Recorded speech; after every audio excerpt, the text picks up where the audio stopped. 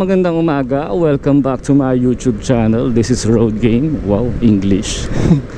So, today is the day. Sa isang taon at 8 buwan na paggamit ko kay Marga, ngayon pa lang natin siya masusubukang palinisan ng gilid. Di ba? Ang tagal na. Wala naman specific na milyahe or tagal, or hindi ko pa alam, which is itatanong talaga natin mamaya yan kay Sir M.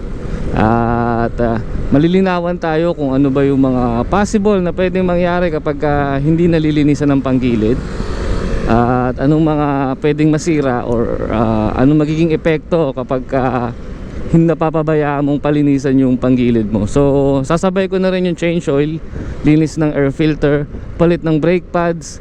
Kasi kung titignan nyo guys, di ba, sa mga vlogs natin, puro tayo adventure, puro tayo gala. Nakakalimutan ko na magpalinis ng motor. Nung naka SYM ako, panay ang paggawa ko ng motor kasi iniingatan ko. Iba rin pala talaga kapag branded na yung motor mo. Parang komportable ka na eh, kasi andun yung quality. Wow! Coming from you! Tatawid na ho tayo ng Marcos Highway. At lahat ng mga dapat itanong ay tatanong natin kay Sir M. And check out nyo yung channel niya. Nga pala, nag-YouTube na rin siya. Kasi sabi ko, sayang naman yung yung opportunity na bigyan mo ng ibang kaalaman yung mga kagaya kong nagmumotor na, wait lang, tawid lang tayo. Mga nagmumotor na hindi alam kung paano ang proper maintenance, or kung paano yung mga dapat na gawin sa motor natin. Ito guys, tandaan nyo lang tong pilis na to, Ayala Malls pilis dito sa may Marcos Highway. Tapos abante ka lang ng konti, Yamaha de la Paz na. Hanapin nyo lang si Sir M para sa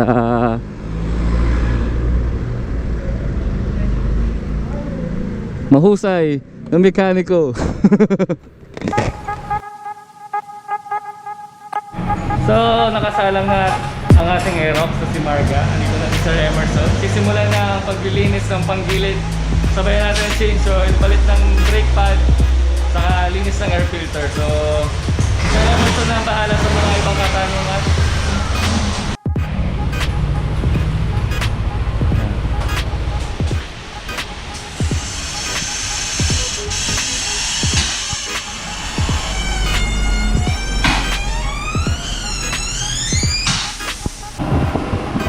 SOP nila, check muna yung tire pressure, yung brakes, and yung kung kailangan magpalitan yung mga ibang parts dun sa motor. Mas maganda kasi dun pala malalaman mo kung may dapat ka nang palitan or okay pa yung parts.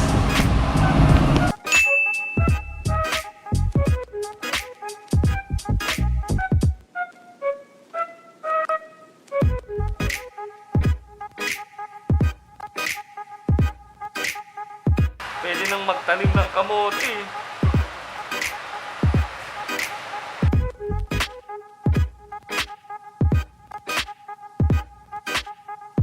So, sir, ano yung una nating tatanggalin?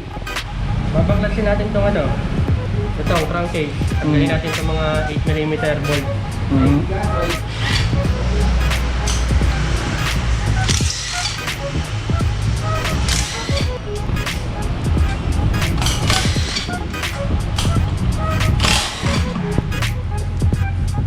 So kitang-kita ang gaano kalinis.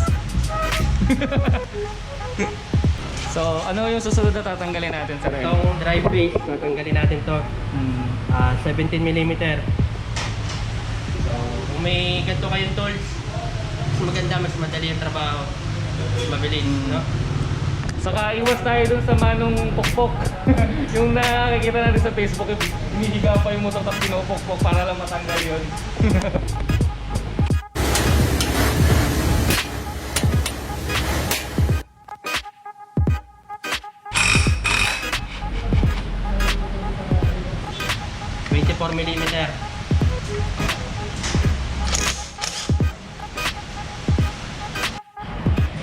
So ngayon sa natanggalan natin yung sa may belt. Tanong ko lang, bakit nga ba minsan nagda-dragging yung sa panggilid natin o nakakaramdam tayo ng alog? Dragging, or yung vibration dito sa panggilid natin. Ang common lang naman na based dun sa observation namin, nakikita lang namin is ito yung dumi dito sa clutch lining. Yan. Sa actual kasi, pag umaandar na to, bumubuka to. Pag bumuka to, dito, kakapit. Ngayon, dahil may dumi siya, ang mangyayari, magti-trigger yung clutch lining or dudulas. So, yun yung magiging dahilan ng dragging or vibration dito sa panggilid. Hindi mo kailangan palitan tong pyesa na to para mawala ang dragging. Ang gagawin lang natin dito is lilinisan lang natin, tsaka lilihain natin tong part na to. At tsaka lilinisan natin tong clutch lining nito. So, after nun, mawawala na yung dragging nun. Kailangan pag-maintain. Maintenance lang kailangan pag madragging ang motor.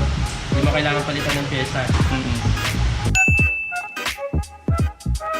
Sa bola naman natin, sir, sa stock na meron ako ngayon, kamusta na yung bola ko ngayon? Pudpud na ba siya? Ito. So, tignan natin kung malalaman natin kung kailangan. Ito, wala naman tayo specific limit kung kinakailangan na siyang palitan. Papalitan natin to pagka makita natin na may mga kanto-kanto na rito. Yan. So, bali siya, napansin ko, napaka-smooth ng bola, wala pang mga kanto. So, pwede pa to, hindi pa natin to kailangan palitan. Sign to na maganda magpatakbo ni sir, napaka-komportable magpatakbo ni sir. Hindi siya barabal like yung Boy Piga. Yung mga naka-pipe. So, maapektuhan doon yung bola. Doon So pala siya, 20,000 kilometer, wala pa mga kanto. So goods pa to, di ba natin to kailangan palitan.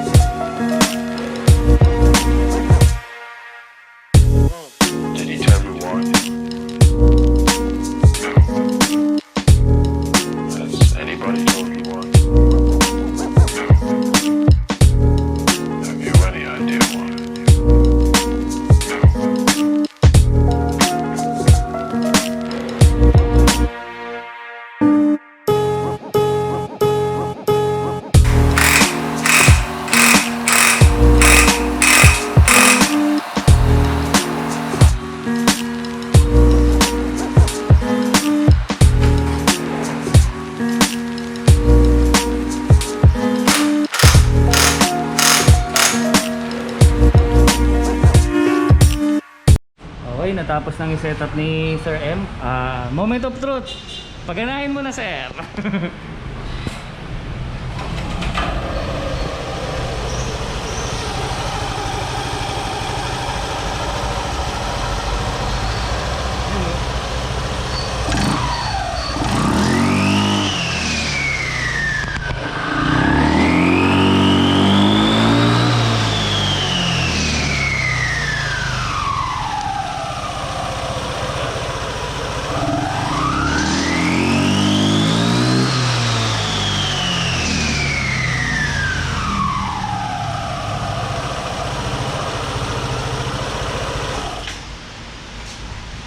Nice!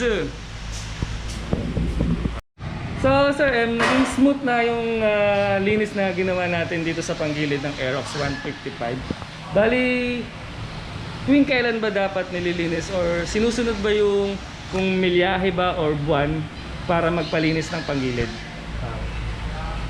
Para sa akin or para sa amin dito, bumaba kasi kami sa mileage. Magandang maintenance nito, 8,000 to 10,000 kilometer. Kung maaari, 8,000.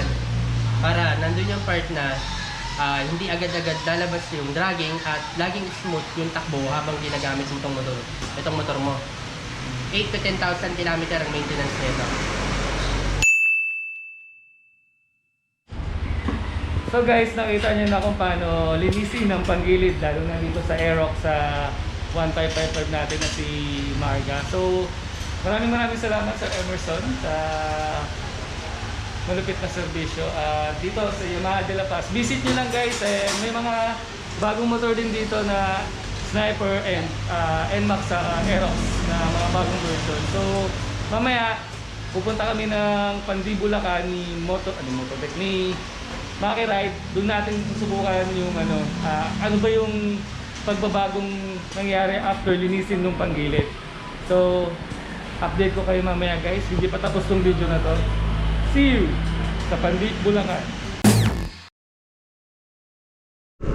So napagawa na natin yung panggilid natin. So maraming salamat Sir M and sa Yamaha de la Paz. Try nyo i-visit guys yung branch na yan, sobrang okay po nung mga staff and sa mekaniko kay Sir M saka sa kasama niya. Maraming salamat sa pag-aalaga kay Marga.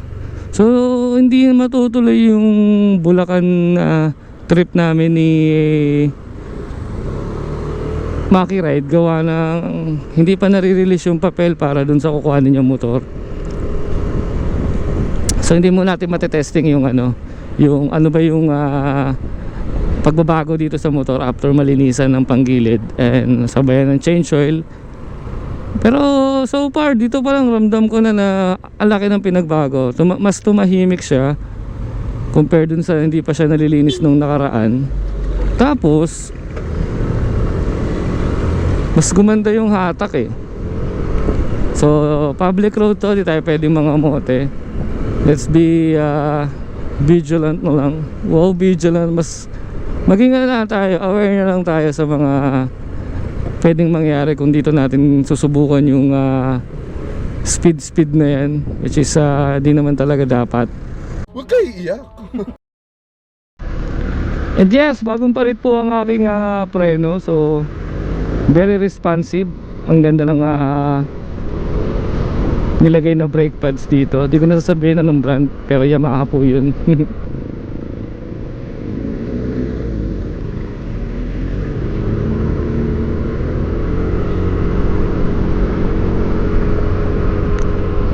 So maraming salamat guys at umabot kayo sa dulo. Maraming salamat sa mga tumapos.